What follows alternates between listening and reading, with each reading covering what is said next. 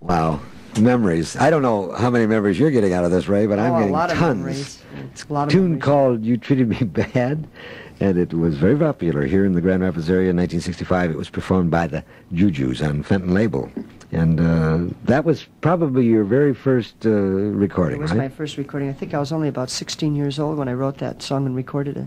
There was a tune that I have in front of me, in front of me, on the console here, that you released by yourself right after this, then. Right. It's called Fine Day. And that was with the JuJus or without them? Well, that was with actually a part of different groups. One group that was involved in it was called the Legends out of Holland.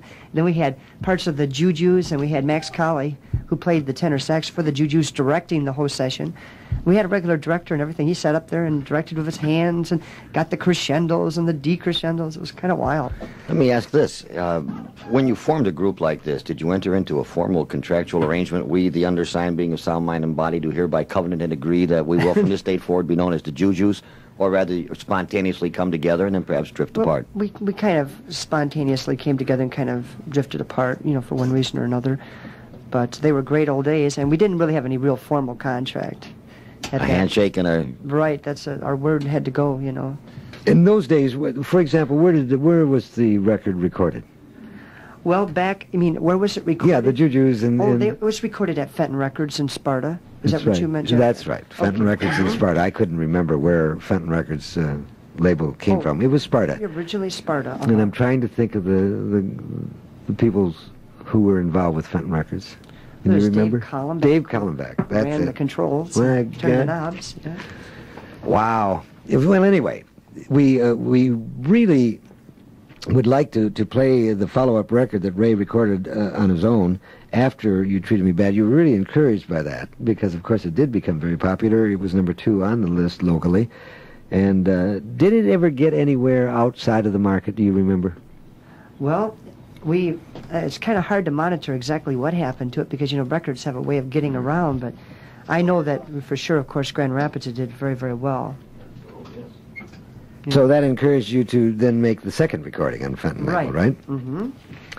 And the years have gone by. I know that when you couldn't make it, we talked with Gary Myers, who collaborated with you to do... From Adam's Rib to Women's Lib. From Adam's Rib to Women's Lib.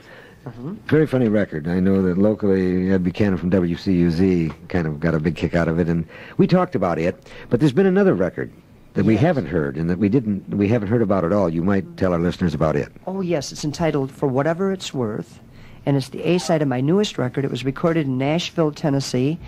It's released on a label called Renegade Records. And on that particular record, I used Mel Tillis as backup singers, and Jerry Reed Stobro player, Sonny Garrison, and other fine talent from the Nashville area. I'm real proud of it. Well, what brought this? Did a nice job on it. What brought this particular recording about?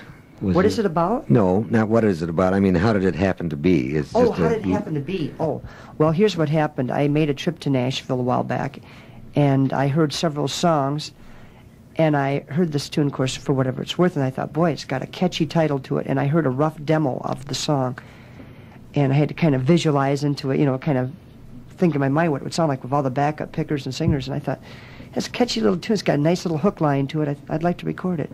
And so I actually got it from my producer's publishing company. And who wrote it?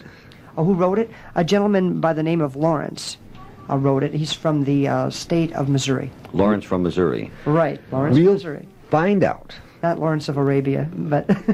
We'll find out for ourselves now why it caught Ray's ear and he ultimately recorded it, because we're going to give it a spin. So again, back to the disc jockey days.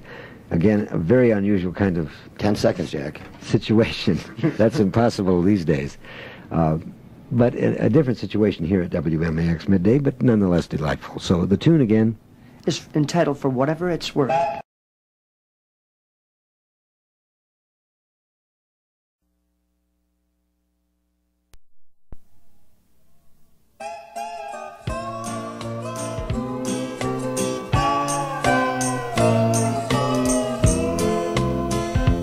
You know, darling, I've been gone a long, long time. A man gets lonesome right around bedtime. And I know you think I'm fooling around, but that's just not so, for whatever it's worth. For whatever it's worth to you, it's worth to me. I've always tried my best, you must agree. For whatever it's worth, on earth nothing's free. And darling, you mean more than gold to me.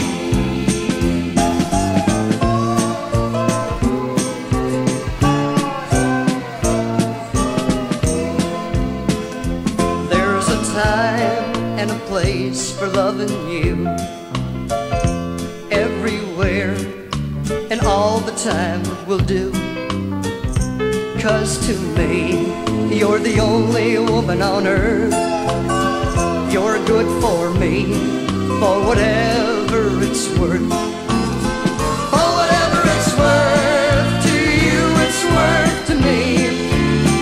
I've always tried my best, you must agree.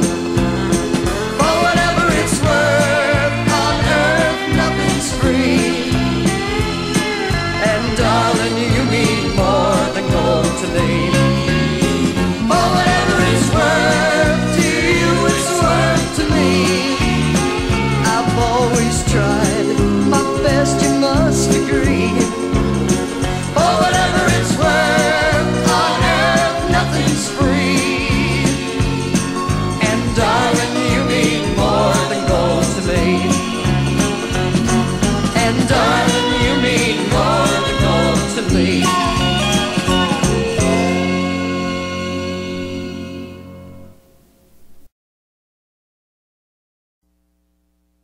I'd say that was a fine recording. Well, thank you, Jack. Now, wow, that, you know, it's a toe tapper, and it just the minute it started out, it's really a quality record, and you do a heck of a job, and you've got a fine backup group apparently, and not apparently, obviously. Well, they really know how to do it down there in the South, you know, in Nashville. They know how to cut records. There's no doubt about it. What is the status of that record? Where can folks buy it now, for example? Well, to be honest with you, this is the first time it's really been heard. We haven't released it yet. We're going to be releasing it, obviously, now very soon, and very soon, like maybe tomorrow. And we're going to be getting records into the stores and all that, too. Hey, so you heard it first on WMAX Midday. Which is kind of interesting, since it's probably the only music station, non-music station in the city. Really, that is very interesting, since we got a shot at it here, because for those that heard it, those of our listeners that heard it, and certainly myself, it's really a fine recording. Thank you. You know, if they have any questions about it, they could maybe